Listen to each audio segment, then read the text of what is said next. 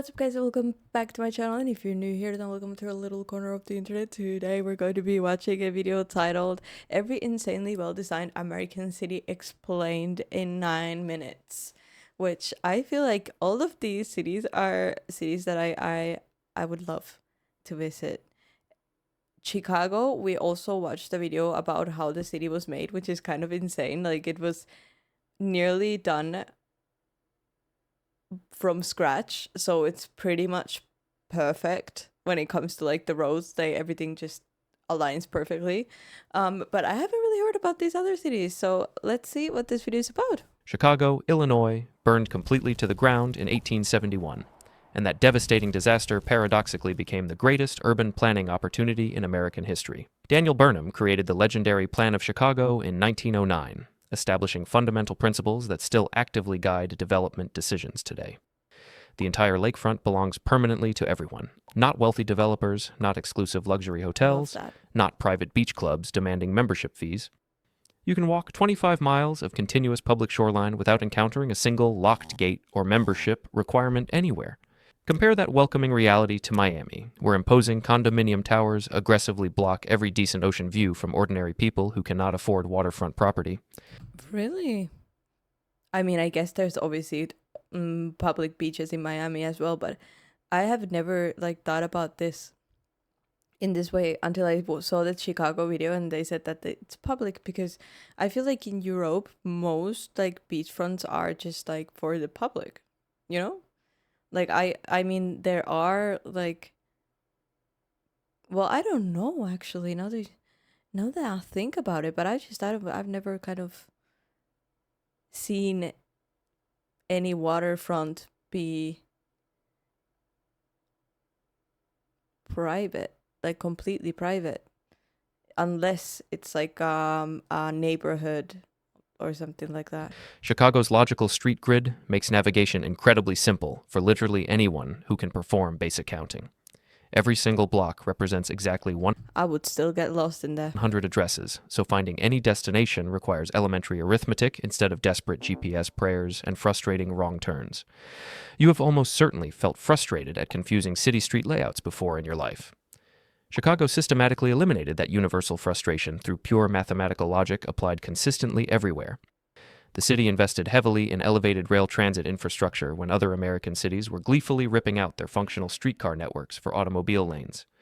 Today, 1.6 million daily riders continuously validate that once controversial decision as genuinely brilliant long-term foresight. Portland, Oregon, drew a literal line around itself in 1973 and boldly declared that destructive urban sprawl stops right here permanently. That urban growth boundary became arguably the most controversial planning decision in modern American history. Real estate developers protested fiercely about housing prices spiraling completely out of control. Angry suburbanites complained bitterly about increasing density supposedly ruining their precious pastoral fantasies permanently. But Portland proved all the hysterical critics spectacularly wrong by actually building substantial housing inside the boundary instead of merely talking endlessly about theoretical affordability solutions. The city now boasts significantly more genuinely bikeable residential neighborhoods than any other American metropolitan area by multiple measurements. Their integrated transit system efficiently moves 300,000 daily riders throughout a metro population of approximately 2.5 million total residents. The celebrated Pearl Wow, this is something that isn't really talked about. Well, I mean, it's talked about, but like the view that I've gotten is that public transport is not like nearly not a thing in America, but clearly it is more than what I think. Total residents. The celebrated Pearl District dramatically transformed abandoned industrial rail yards into thriving mixed-use neighborhoods without callously bulldozing existing communities or displacing longtime residents. You have definitely heard countless people mock Portland's quirky reputation online. That celebrated weirdness actually emerges organically from streets intentionally designed for actual humans, rather than automobiles traveling at dangerous speeds exclusively. San Francisco, California, crammed 870,000 residents into just 47 square miles and somehow made the whole arrangement actually function properly. The city adopted transit-first policies back in 1973 when visionary planners decided automobiles should not dominate the entire city. BART Regional Rail now moves 400,000 daily commuters efficiently throughout the Greater Bay Area. Muni buses and streetcars handle another 700,000 trips on top of that figure. The famous cable cars climbing impossibly steep hills are not merely tourist attractions for Instagram photos. They represent working transit infrastructure, conquering grades that conventional buses could never successfully navigate. San Francisco's distinct neighborhoods each maintain unique character because planners. I could never imagine taking one of those to go to work every day. That's so cool. I mean, come on. I know everybody gets used to everything at some point. If you're doing something daily, but come on, that would be so much fun. Attractions for Instagram photos. They represent working transit infrastructure, conquering grades that conventional buses could never successfully navigate. San Francisco's distinct neighborhoods each maintain unique character because planners preserved them aggressively. The Embarcadero Freeway came That's down in really 1991 after earthquake damage, and surrounding property values increased by 300% within a decade. That demolition proved something American cities still stubbornly refuse to believe. Removing urban highways actually improves the neighborhoods they strangled. Boston's Massachusetts. Streets make little to no logical sense because they follow 400-year-old cow paths through former pastures. That historic chaos accidentally created something modern planners simply cannot replicate through deliberate design, organic walkability that feels uniquely authentic. The Freedom Trail connects 16 significant historic sites through 2.5 continuous miles of engaging pedestrian experience. Boston invested $24 billion in the Big Dig project to bury an elevated highway destroying downtown character. That massive infrastructure undertaking reconnected the city center to its waterfront for the first time in 50 years. Remember walking through a city where every single building seemed to tell an interesting story? Boston still delivers that increasingly rare urban experience consistently. The T subway system, officially America's oldest rapid transit network, continues moving 600,000 daily riders through one of America's most compact metropolitan regions. Boston proves definitively that historic preservation and aggressive modernization can genuinely coexist productively.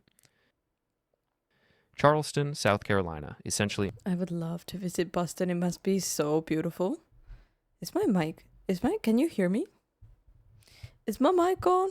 Invented American historic preservation before anyone else even cared about protecting old buildings from demolition. The city established the nation's very first designated historic district way back in 1931, protecting irreplaceable architecture that short-sighted developers eagerly wanted to demolish for quick profit.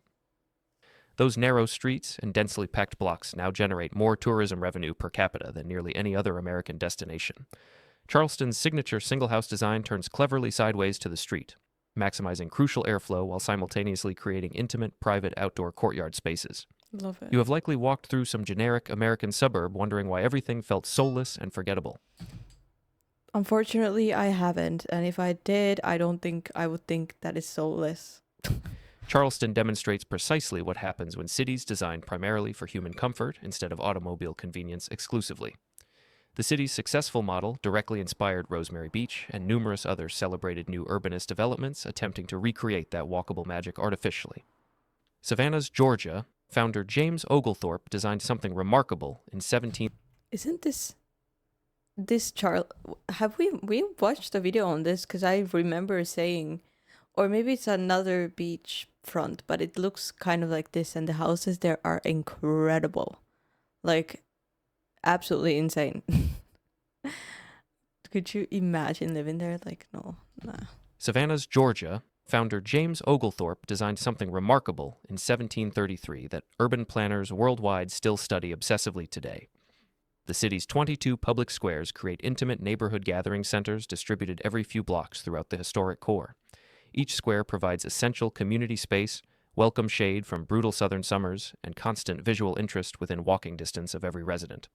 Savannah's grid incorporates these green squares as fundamental organizing elements rather than random afterthoughts squeezed between buildings. The design creates natural traffic calming because drivers must navigate around squares instead of speeding through residential neighborhoods. Think about your own neighborhood right now. Where exactly would neighbors naturally gather together outdoors? My own neighborhood? Where do they gather? Do I want to know?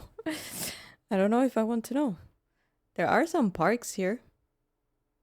They're just not in very good conditions.